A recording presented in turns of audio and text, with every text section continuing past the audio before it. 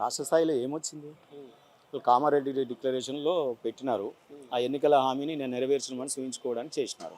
చట్టం ఎక్కడైందండి? చట్టం రాష్ట్ర అసెంబ్లీలో అయింది. రాష్ట్ర అసెంబ్లీలో అయిన చట్టాలు ఎవరు అమలుపరచాలి? నిన్న జరిగింది యాక్ట్ కదా. మీరు కొత్త వర్షన్ మీరు చూడండి. నేను చెప్పేది ఇప్పుడు ఎంత మోసం చేస్తూ ఉన్నారో కాంగ్రెస్ పార్టీ. మేము ముఖ్యమంత్రి గారిని ఓకే ఓబీసీలము మేమంతా ఉద్యమించినాం, ఆయన పిలిపించినాడు, మాట్లాడినాడు, అనేక సూచనలు చేసినాం.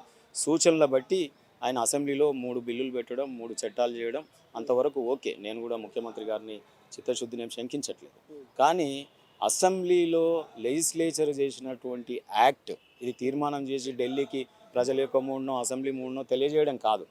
ఇప్పుడు చేసింది అసెంబ్లీలో యాక్ట్. అసెంబ్లీలో చేసిన యాక్ట్ని రాష్ట్ర ప్రభుత్వం అమలుపరచాలి. పార్లమెంట్లో చేసిన చట్టాలని పార్లమెంట్ అమలుపరుస్తుంది, దేశవ్యాప్తంగా అమలుపరుస్తాయి. సో ఈడబ్ల్యూఎస్ 10% అక్కడ జరిగింది. రాష్ట్రాలు అడాప్ట్ చేసుకున్న రాష్ట్రాలు చేసినాయి, అడాప్ట్ చేయని. తమిళనాడు చేయలేదు, అక్కడ లేదు ఈడబ్ల్యూఎస్ 10%. ఇక్కడ కేసీఆర్ గారు ఉరుకులాడి చేసిండు, ఇవాళ ఈడబ్ల్యూఎస్ 10% వచ్చింది. ఓబీసీలకు మాత్రం ఆయన 18% చేసిపోయి ఇంట్లో కూర్చున్నాడు. సో ఇది నేనేమంటున్నానంటే రేవంత్ రెడ్డి గారి శీల పరీక్ష.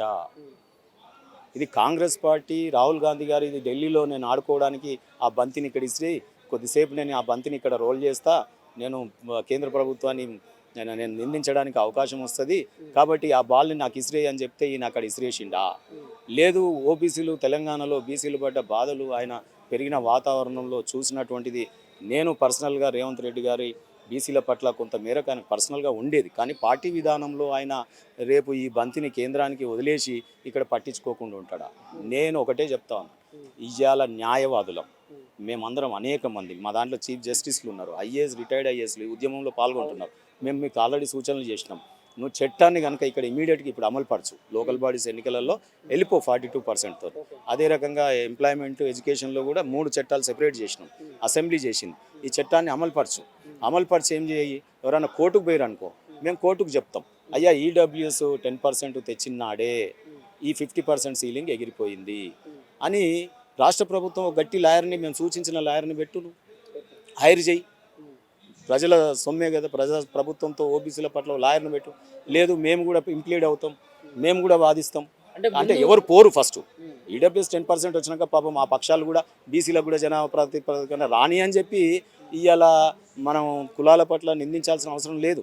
ఇవాళ ఆ వర్గాలు కూడా, ఏది ఓసీ వర్గాలు కూడా, ఫార్వర్డ్ క్యాస్ట్లు కూడా పోనీ బీసీలకు కూడా కానీ అని అంటున్నారు. ఎవరు కోర్టుకు పోరు. ఒకవేళ పోయినా న్యాయ పరీక్షలో మేము గెలుస్తాం ఈసారి. నేను రాష్ట్ర ప్రభుత్వం చేసినటువంటి యాక్ట్ని రాష్ట్రంలో అమలుపరచు అని చెప్తున్నాను.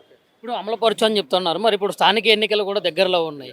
మరి ఇప్పుడు స్థానిక ఎన్నికల్లో అయినా కానీ ఖచ్చితంగా వచ్చే అవకాశం ఉందంటారా? ఇప్పుడు అనుకూలంగా బీసీ నాయకులకి న్యాయం జరిగే అవకాశం ఉందంటారా? మరి లేకుంటే మళ్ళీ కూడా చెప్పినట్లు చెప్పి తల ఊపి మళ్ళీ తర్వాత ఆ రెడ్లకి మిగతా ఏదైతే కులాలు వాటికి వచ్చే అవకాశం ఇప్పట్లాగా?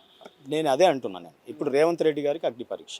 ఒకవైపు రాహుల్ గాంధీ గారు నేను కేంద్రంలో బాల్ ఆడుకోవాలి, ఆ బాల్ నాకు వంపు అని ఆయన మొత్తం ఏది ఓబీసీలకు ఆయన 60 ఏళ్ళు పరిపాలించి వాళ్ళ తాతను నాటించి ఎప్పుడు కూడా వీళ్ళని పట్టించుకుని ఆయన ఇవాళ సడన్గా ఓడిపోయినాక సీటు ప్రభుత్వంలోకి ప్రతిపక్షంలోనే స్టాండర్డ్గా పర్మనెంట్ సీట్ అయిపోయింది. ఇక గెలవలేకపోతున్నామని చెప్పి ఇది ఒకటి పట్టుకున్నాడు. సో ఇది పట్టుకొని దీని ద్వారా మళ్ళీ అధికారంలోకి రావాలి, ఏదో రకంగా ఆ రోజు మాయమాటలు మళ్ళీ ఓబీసీలకు చెప్పాలి. ఎందుకంటే 75 ఏళ్ళు అయింది, ఇప్పటివరకు ఎవరు చేయలేదు కదా. సో అది వాళ్ళ యొక్క డ్రామా. దానికి రేవంత్ రెడ్డి గారు నో నాకు తెలంగాణలో ఈ ప్రజలు విశ్వసించారు, నేను కామారెడ్డిలో చెప్పినా మరి నేను చేస్తేనే ఈ 2 రాష్ట్రాలల్లో ఉన్నది ఈ ప్రభుత్వం ఉండాలి అంటే నేను ఇది అమలుపరచాలని చెప్పి రాహుల్ గాంధీని కన్విన్స్ చేసుకొని రేపు రాష్ట్ర అసెంబ్లీలో చేసిన చట్టాన్ని ఈ రాష్ట్రంలో అమలుపరిస్తే రేవంత్ రెడ్డి గారు నిజంగా కూడా ఓబీసీల పట్ల కరెక్ట్గా చేసినాడని ఓబీసీలు కూడా ఆయనను విశ్వసిస్తాయి.